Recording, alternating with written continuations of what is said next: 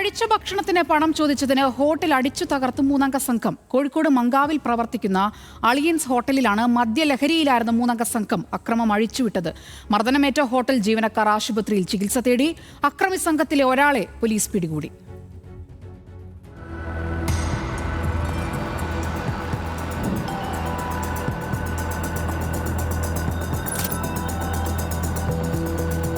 ശനിയാഴ്ച അർദ്ധരാത്രിയോടെയാണ് കോഴിക്കോട് മിംസ് ആശുപത്രിക്ക് മുന്നിലുള്ള അളിയൻസ് ഹോട്ടലിൽ അതിക്രമം നടന്നത്. ഹോട്ടലിൽ ഭക്ഷണം കഴിക്കാനെത്തിയ 3 യുവാക്കൾ 650 രൂപയ്ക്ക് ഭക്ഷണം കഴിച്ചതിന് ശേഷം പണം നൽകാതെ കടന്നുകളയാൻ ശ്രമിച്ചു. പണം നൽകാത്തത് ഹോട്ടൽ ജീവനക്കാർ ചോദ്യം ചെയ്തത് പ്രകോപന കാരണമായി. മദ്യലഹരിയിലായിരുന്ന യുവാക്കൾ ക്യാഷ് കൗണ്ടറിലിരുന്ന ഷംനാദിനെ ഇരുമ്പ് വടികൊണ്ടും കൈകൊണ്ടും ആക്രമിച്ച് പരിക്കേൽപ്പിക്കുകയായിരുന്നു.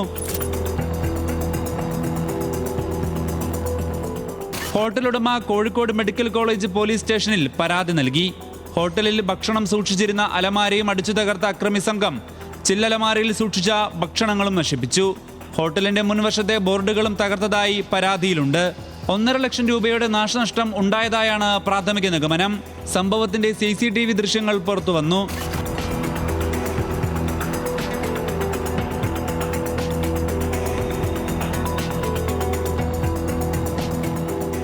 CCTV ദൃശ്യങ്ങളുടെ അടിസ്ഥാനത്തിൽ അക്രമി സംഘത്തിലെ ഒരാളെ മെഡിക്കൽ കോളേജ് പോലീസ് കസ്റ്റഡിയിലെടുത്തു. മറ്റു 2 പേർക്കായി അന്വേഷണം ഊർജിതമാക്കിയിരിക്കുകയാണ് പോലീസ്.